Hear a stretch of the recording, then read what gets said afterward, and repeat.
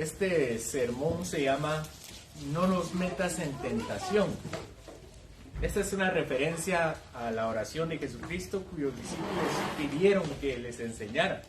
La oración que Jesús enseña tiene varias partes. Yo no sé si recuerdan, pero habla de el Padre nuestro, ¿no? Santificado sea tu nombre, venga a nosotros tu reino, hágase tu voluntad.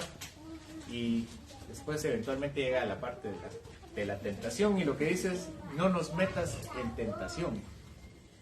La Biblia habla de la tentación en dos sentidos. La primera, como la acción de recibir la tentación. Como cuando Jesús es llevado al desierto y el tentador, que es Satanás, lo tienta, dice la Biblia. Satanás intenta tentarlo. Sin embargo, Jesús no cae. En ese sentido, tentar se refiere al que hace la acción de dar la tentación y no tanto a la persona que podría caer. Esa es la primera definición bíblica sobre tentar. El otro sentido es la persona que recibe la tentación y cae en el pecado. Santiago 1 dice que Dios no puede ser tentado y que Él no tienta a nadie. Y que si alguien es tentado es porque su propio pecado, su propia concupiscencia es que le tienta. Entonces, la tentación es la primera, en este sentido, la tentación es la primera señal de pecado en nuestra vida. No tenemos que esperar hasta que hagamos las cosas para pecar. Nuestro Señor Jesucristo habla de que en tanto nosotros tengamos la disposición de corazón, entonces estamos cayendo en pecado.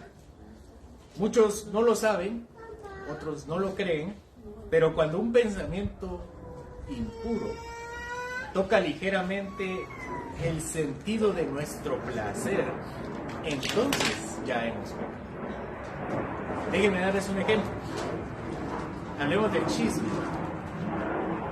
Una persona viene a nosotros y nos habla mal de otra persona. Nuestro ser tiene dos reacciones, puede tener dos reacciones.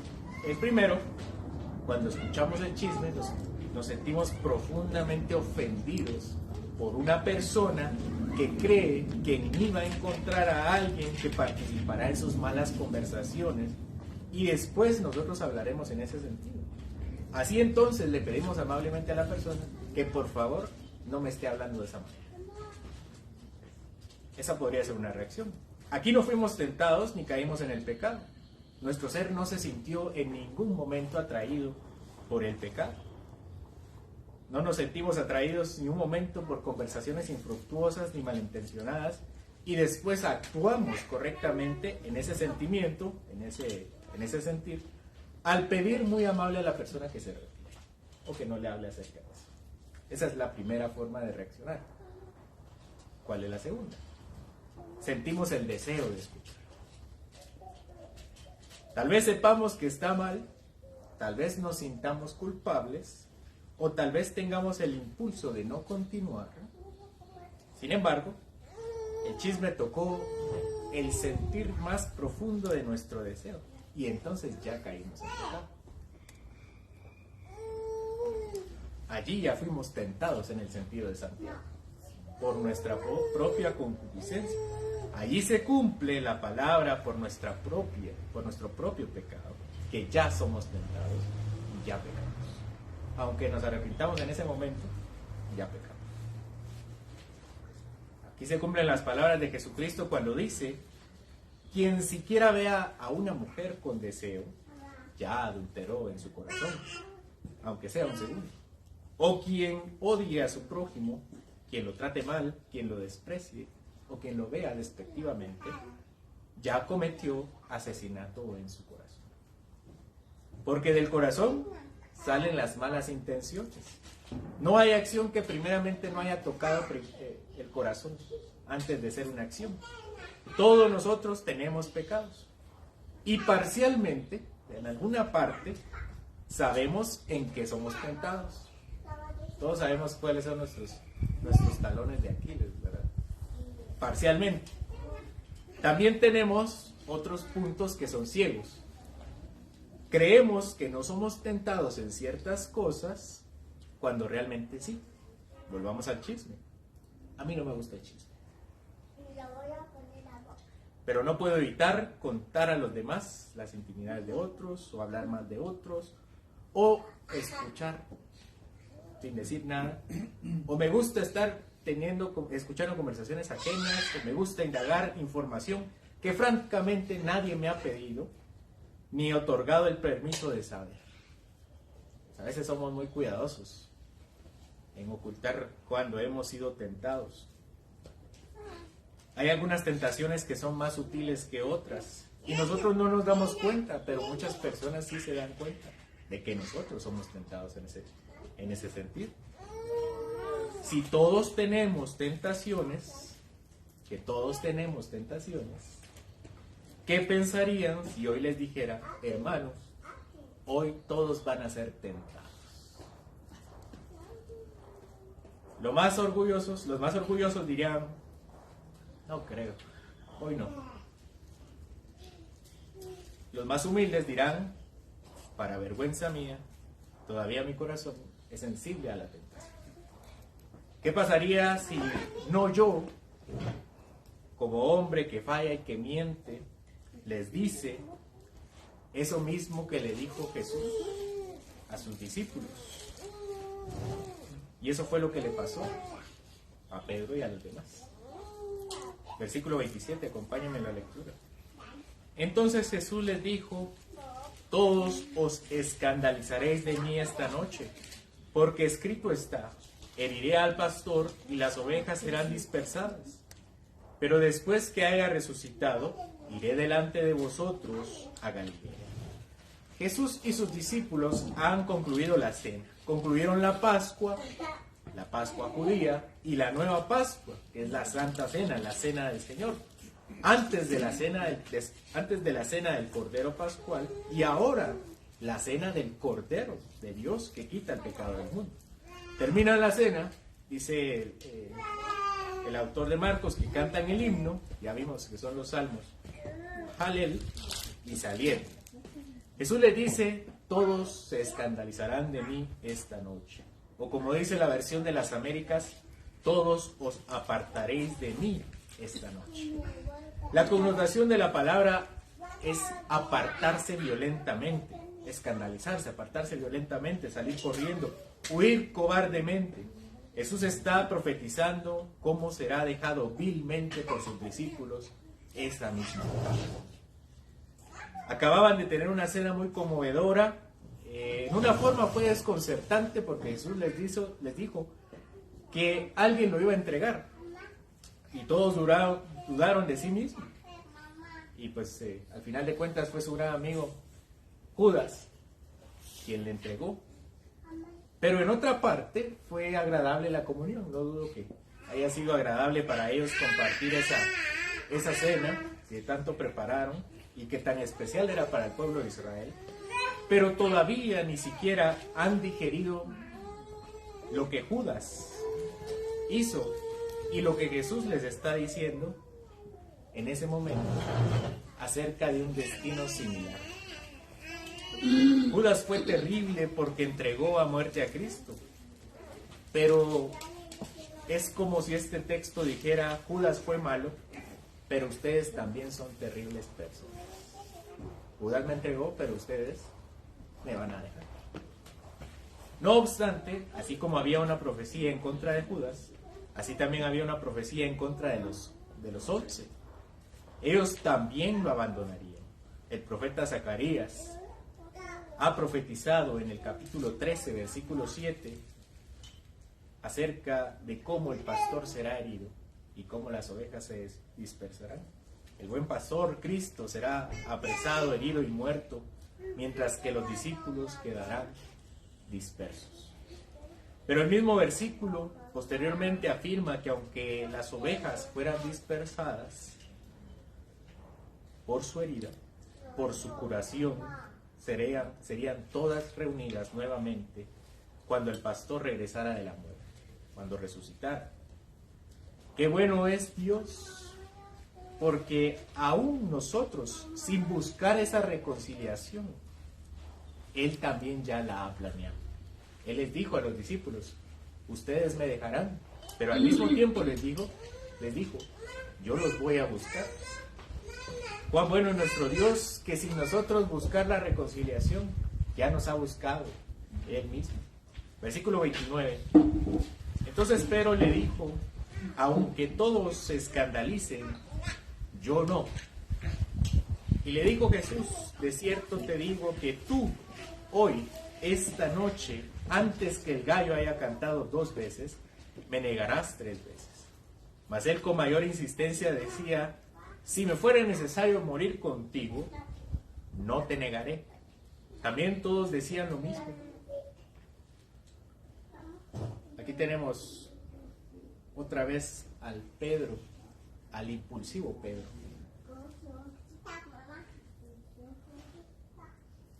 Recuérdense que este evangelio lo escribió Marcos, pero lo escribe con su mano. Quien se lo dicta, muy probablemente es el apóstol Pedro. Imaginen la cara de Pedro cuando le dijo a Marcos, ¿no? Yo le dije estas palabras. Y ya sabemos qué va a pasar, ¿no? El Pedro, el impulsivo Pedro. Él se levanta diciendo que otros podrán caer en la tentación, pero él no. Al menos no en esa misma manera que Jesús se refiere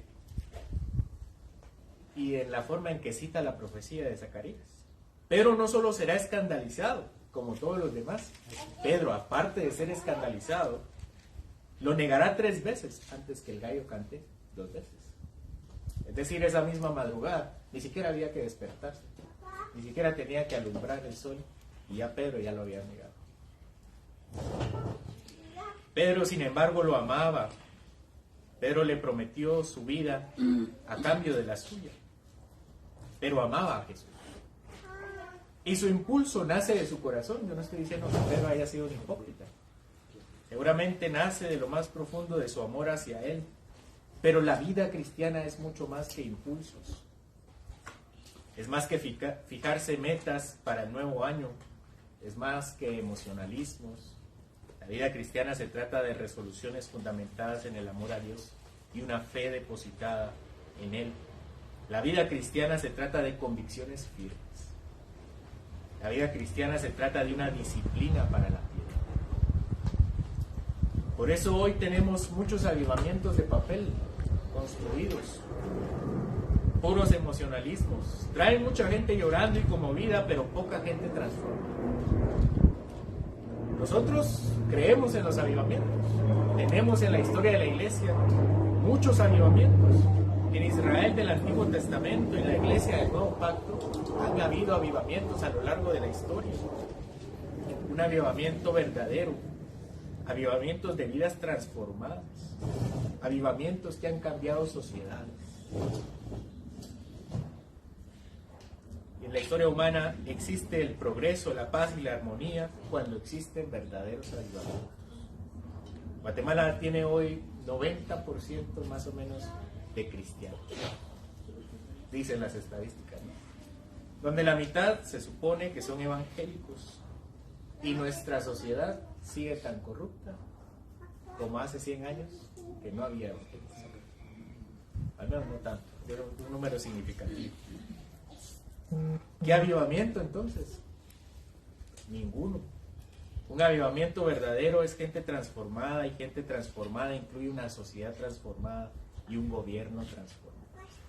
Los emocionalismos hacen que la gente sea impulsiva, que haga promesas a Dios sin realmente querer cumplirlas, que confunde la dulzura de la música con la manifestación del poder del Espíritu Santo, y confunde una charla entretenida con el poder de la palabra. Muchos evangélicos, ninguna transformación. No hay tantos evangélicos como creemos, porque no hay una sociedad transformada. Entonces, como son emocionalistas, impulsivos, cuando nosotros somos emocionalistas e impulsivos, es cuando viene la tentación. Es ahí cuando un espíritu impulsivo cae. Es como si una casa fuera construida en la arena y se va a hundir. Es como un cuchillo sin filo que se agrieta. La pregunta es, ¿existen para los cristianos alguna forma de evitar la tentación? ¿Qué piensas? ¿Existe para los cristianos alguna forma de evitar la tentación? ¿O estamos condenados aquí en la tierra a seguir cayendo? Versículo 32. Vinieron pues a un lugar que se llama Getsemaní y dijo a sus discípulos: sentaos aquí entre tanto que yo oro. Y tomó consigo a Pedro, a Jacobo y a Juan y comenzó a entristecerse y a angustiarse. Y les dijo: mi alma está muy triste hasta la muerte, quedaos aquí y velad. Yéndose un poco adelante, se postró en tierra y oró, que si fuese posible pasase de él aquella hora. Y decía: Abba Padre, todas las cosas son posibles para ti. Aparta de mí esta copa, mas no lo que yo quiero, sino lo que tú. Vino luego y los halló durmiendo y dijo a Pedro: Simón, ¿duermes? ¿No has podido velar una hora? Velad y orad para que no entréis en tentación. El espíritu a la verdad está dispuesto, pero la carne es débil. Getsemaní era un huerto. Su nombre literalmente significa prensa de aceite. Una máquina que aprieta el olivo, saca el aceite. Jesús toma a sus discípulos y los deja, al parecer, en la entrada del huerto, con excepción de Pedro, de Jacobo y de Juan, a los cuales lleva un poco más adentro para orar. Vean las declaraciones de Jesucristo. Él dice: mi alma está triste hasta la muerte. Si ustedes recuerdan las historias bíblicas, Jonás hace una aseveración muy similar. Jonás dice: me enojo hasta la muerte. Jesucristo estaba triste hasta la muerte. Y les dice: quédense aquí y velen, oren.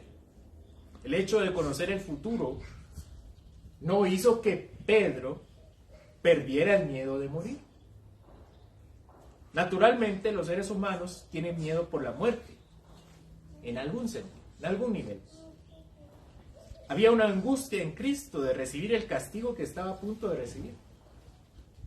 Su oración fue: Dios Padre, deseo que este castigo no suceda, pero si es necesario, deseo hacer tu voluntad primero. Y es que las angustias de Cristo fueron mucho mayores que las nuestras, y en ningún modo pecaminosas. Porque nosotros nos angustiamos muchas veces porque nos falta fe o porque le tememos a los hombres antes que a Dios. Pero Jesús se angustió por dolor, por el sufrimiento que le esperaba.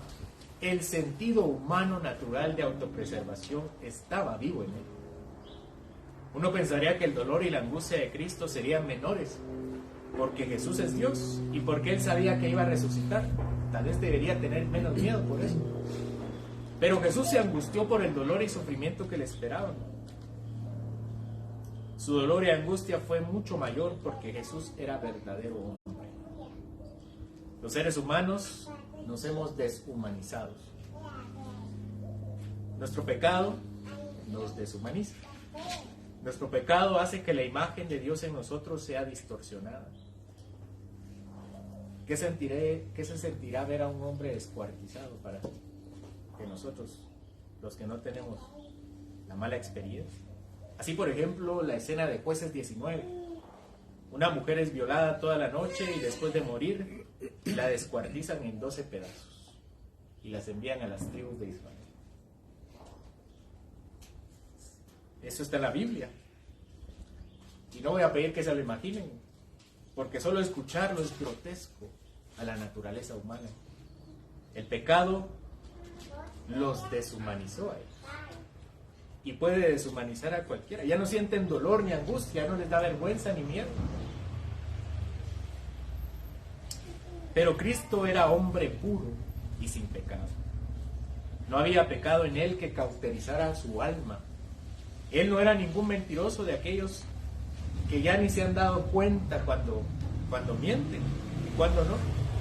A él le causa tristeza el engaño, así como todos los demás pecados. Los inocentes son los que sufren por el pecado, y su vida estaba pronto a ser tomada de forma violenta y humillante. Él no tenía su alma cauterizada por el pecado como muchos suelen tener, como muchos solemos tener. Vamos por la calle y vemos un accidente, y en lugar de sentir lástima o tristeza, lo que sentimos es morbo. Hemos perdido esa naturaleza que nos hace humanos. Y porque su alma estaba angustiada y triste, él oró y clamó a Dios. Pero Dios ya tenía preparado el destino de Jesucristo. Pero aún así, no dejó de orar. Porque no solamente oraba por eso, sino también oraba por fortaleza. Jesús dijo, que sea tu voluntad. En otras palabras, no podemos cambiarla y no podemos cambiarla. Dame por lo menos las fuerzas para afrontarla. Y esta parte no es una resignación como el impotente que no puede cambiar su destino. Jesús dijo, que sea tu voluntad. Como quien confía en los planes de Dios. Por eso Jesús no cayó en tentación, porque oró sinceramente, confiando en Él, y veló. Y yo les pregunto, ¿pudo Cristo pecar?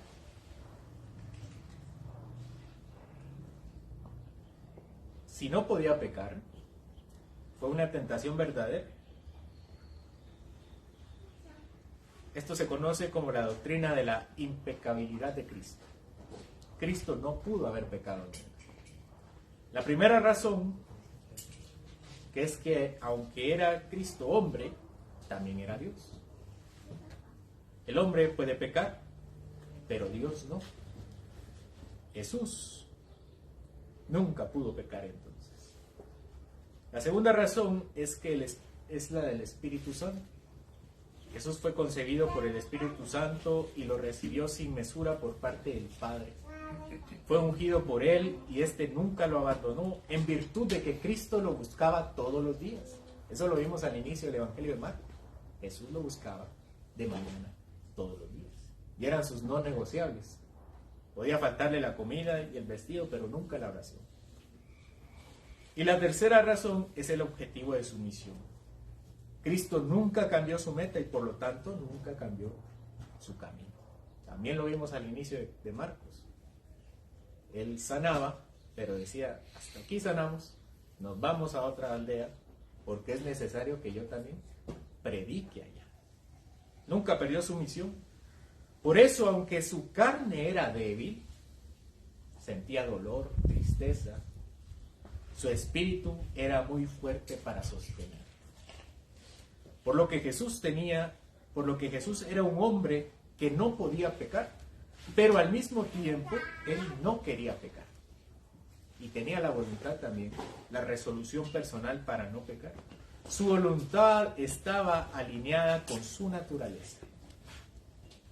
Es lo que nosotros buscamos también, que nuestro nuevo yo esté en sintonía con el espíritu de poder que hemos recibido.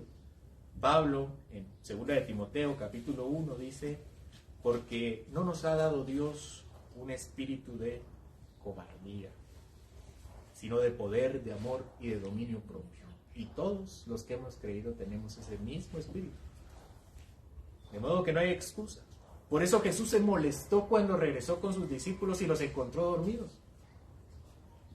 Ellos no tenían un espíritu de debilidad y Jesús les había dado un buen ejemplo.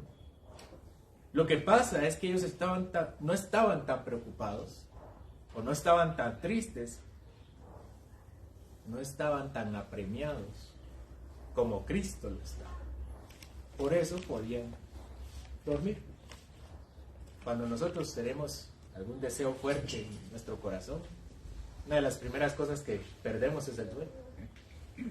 Definitivamente ellos, aunque Pedro por lo menos, aunque dio su vida de boca por él, no estaba tan preocupado por él. Lamentablemente nosotros también debemos esperar a que llegue la tentación y la calamidad para empezar nuestra vida de oración. Lamentablemente. Sabemos que la oración es la clave, pero estamos distantes de cumplirlo. Nosotros, escuchen esto, nosotros somos tan fuertes como nuestra vida de oración. Si nuestra oración es ferviente, así será nuestra vida. ¿Quieren ver a un hombre caer? Vean un hombre que no ora. ¿Quién quiere ver a un débil entre nosotros? Pregúntele cuánto ora. Nosotros somos tan fuertes como nuestra vida de oración. Hay hombres que no velan ni oran. Hay cristianos que están jugando al reino de Dios, cuando realmente el cristianismo es un asunto de vida o muerte, ya sea física y o espiritual. La segunda, siendo más desastrosa. Hay cristianos allá afuera que están literalmente dando sus vidas por evangelizar, por tener un culto, por tener una Biblia, y nosotros que tenemos todo esto, lo desperdiciamos, no lo valoramos. Somos infantiles e inmaduros porque cuando Cristo estaba en el umbral de su muerte, sus discípulos estaban durmiendo. Nosotros así también, cuando los cristianos están allá afuera dando su vida, peleando por llevar una Biblia, luchando por evangelizar, por hacer una reunión a escondidas, nosotros dormimos. Versículo 39. Otra vez fue y oró diciendo las mismas palabras. Al volver, otra vez los halló durmiendo, porque los ojos de ellos estaban cargados de sueño y no sabían qué responderle. Vino la tercera vez y les dijo: dormid ya y descansad. Basta, la hora ha venido. He aquí el Hijo del Hombre es entregado en manos de los pecadores. Levantaos, vamos, he aquí se acerca el que me entrega. Jesús va nuevamente a orar y a pedir exactamente lo mismo, y regresa 2 veces más y encuentra otra vez lo mismo. Ahora ya es evidente para Jesús que que el problema de Jesús no era problema de ellos. Está bueno que lo venza el sueño una vez, pero 2 veces seguidas. Evidentemente, el problema que Jesús tenía y por el cual su alma estaba triste hasta la muerte, no era el mismo problema que tenían sus discípulos. Pero ya se convertirían en problemas de ellos.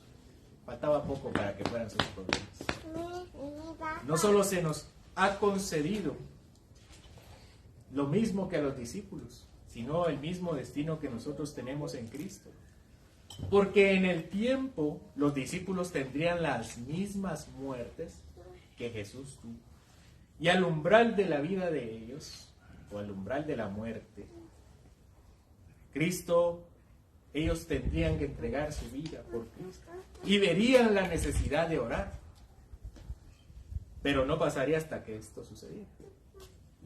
Porque como dice Pablo, que no solo hemos tenido el regalo de participar en la vida de Cristo, sino también en la muerte de Cristo. No solo se nos ha concedido que lo conozcamos a Él, dice Filipenses, sino que se nos ha concedido sufrir como Él. No deberíamos esperar mínimo otro destino en nuestra vida. Pero hacemos evidente que no nos importa la vida de Cristo, ni su muerte, ni su reino, cuando no oramos, cuando no sentimos la necesidad de poner todo en sus manos, cuando no sentimos la necesidad de poner todas nuestras necesidades, agradecimientos y alabanzas delante de Él. Ahí demostramos que no nos importa. La tentación es algo duro. Todos tenemos tentaciones, pero creo que nos rendimos demasiado fácil. Creo que nos rendimos demasiado fácil. Vamos a caer. Igual voy a pecar. Nadie es perfecto. Nos rendimos muy fácil. Nos entregamos muy fácil a la tentación. Vencer la tentación es difícil, pero no es imposible. Pablo nos lo dice. No hemos recibido un espíritu de cobardía, sino de valentía y de dominio propio. Y en otra parte, en 1 Corintios capítulo 10, versículo 13 dice que no nos ha venido ninguna tentación que no sea humana, pero fiel es Dios, que no nos dejará ser tentados más de lo que podemos resistir, sino que dará también juntamente con la tentación la salida. Y esto para que puedan soportar. Pablo dice que no hay ninguna persona en este mundo que no sea tentada, y no hay tentación que no sea humana. Todas las tentaciones son humanas, y por lo tanto todas las tentaciones son soportables. Es decir, que por muy tentación que sea la tentación, por muy grande y fuerte que sea, es una tentación humana. No hay tentaciones extraordinarias. Esto significa que toda la tentación humana puede ser vencida por seres humanos. No son tentaciones divinas ni angelicales. El texto no dice que Dios da sus mejores batallas o sus mejores guerreros. El texto dice, todos pueden ser tentados de la misma manera. Dice que no dice que no haya nadie, que haya alguien fuera del círculo que no pueda resistir la tentación. Dice que no hay nadie que se pueda quejar de la tentación que le aqueja, porque todas las tentaciones son humanas y son vencibles. Pero el texto no solamente se limita a decirnos eso para que dejemos de dar excusas infantiles, como solemos dar. También nos dice que Dios es fiel para poder resistir y para darnos la salida. De modo que todo está en nuestra mano, porque lo tenemos a Él. Y que si somos tentados es porque somos perezosos, somos cobardes, y amamos nuestros pecados. Decimos amar a Dios con nuestra boca cuando realmente nos amamos a nosotros mismos y a nuestros placeres más bajos y oscuros. De modo que no resistimos a la tentación. Pero Cristo ha dado la salida. Y no solo su ejemplo, como lo vemos en el texto, es algo mucho más grande que su ejemplo. Cristo nos ha dado su vida y su espíritu. Nos da la fuerza de su poder. Y esa no está en una música suave ni en charlas motivadoras. Está en el escuchar, en el cantar, en decir su palabra y en orar en el espíritu. J.C. Ryle decía en un libro que se llama A Call to Prayer, que es un llamado a la oración, le cito: la oración y el pecado nunca vivirán juntos en el mismo corazón. O la oración consumirá el pecado, o el pecado consumirá la oración. Fin de la cita. No tengo que ser profeta ni omniscientes para decir como Jesús que el tentador tocará nuestra puerta, o que las seducciones del mundo intentarán llegar a nuestro corazón. No necesito ser profeta ni omnisciente para decir esto, que la tentación vendrá y el tentador también vendrá. Así fue anunciado a los discípulos y a Pedro, como una profecía verdadera. Así se nos comunica a nosotros hoy desde la palabra de Dios. Pero con la advertencia también viene la solución. ¿Cuál es la solución? Echemos mano de Cristo en la oración. No nos metas en tentación, se dice en el contexto de una oración. No solamente es una queja interna, es un deseo de parte de nosotros hacia nuestro Dios. Y no para que nos tenga lástima, sino para que confirme en nosotros el poder de su Espíritu. El alma de Jesús estaba triste y angustiada hasta la muerte, y sus discípulos habían cedido al sueño. Y el sueño creo que es uno de los mayores enemigos de la oración, o mejor dicho, el sueño es el mejor arma de nuestra ingratitud que apaga nuestra oración. Por eso Jesús nunca fue tentado, es decir, nunca cayó. Jesús fue tentado cuando se le presentó la tentación, pero nunca hizo caso en la tentación, ni se hizo amigo de ella. Jesús la echó a patadas y no consintió ni un segundo de ella. Su valor nos regaló la vida.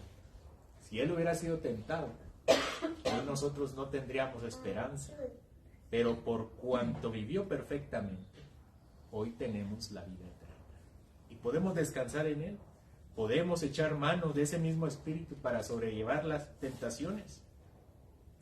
Uno no merece ese regalo, pero lo hemos recibido de Cristo. Aunque nosotros somos pecadores, no solo somos pecadores, somos pecadores liberados. Nuestra voluntad no es como la de los incrédulos, que cada cosa que ellos realizan lo hacen en pecado. Nosotros no, nosotros actuamos en libertad. De modo que a veces honramos a Dios y a veces lo deshonramos. Hoy tenemos el Espíritu de Dios que nos da el valor y la firmeza para vivir para su gloria. Amén. Señor, te pedimos, como tú nos has enseñado a orar, que no nos metas en tentación, sino que nos libres del mal. Y oramos creyendo y sabiendo, confiando en que tú estás con nosotros hasta el fin del mundo. Que no pedimos tu lástima, ni pedimos que de lejos tú puedas escucharnos, si no lo hacemos tan ciertamente como el Espíritu habita en nosotros. Y nos ayuda en nuestra debilidad, y nos detiene del pecado, y ayuda en nuestra falta de esfuerzo, y motiva, Señor, también nuestra ingratitud. Señor, te pedimos de todo corazón que nos ayudes a vencer aquellos malos deseos cuando viene el tentador, de caer, Señor, de desear aquello que creemos que no está en nuestra vida, de dejar de ocultar nuestras malas intenciones, y ayúdanos también a ver aquellas cosas que es evidente para otros, pero no para nosotros. Te pedimos, Señor, que Jesucristo sea nuestro consuelo y nuestra ayuda, nuestro castillo y nuestra fuerza. Te pedimos, Señor, que Él venza nuestras batallas a través de la fe, porque confiamos en ti, tan cierto como que nos amas, y podemos recurrir a ti en oración. Aviva nuestra vida de oración, haz lo necesario en nuestras vidas, que podamos fortalecernos por medio de ella, y podamos también sentir fervientemente el deseo de orar por nosotros mismos, por los demás, por tu reino, Señor, y por tu gloria. Te lo pedimos todo en el nombre de Jesucristo. Amén.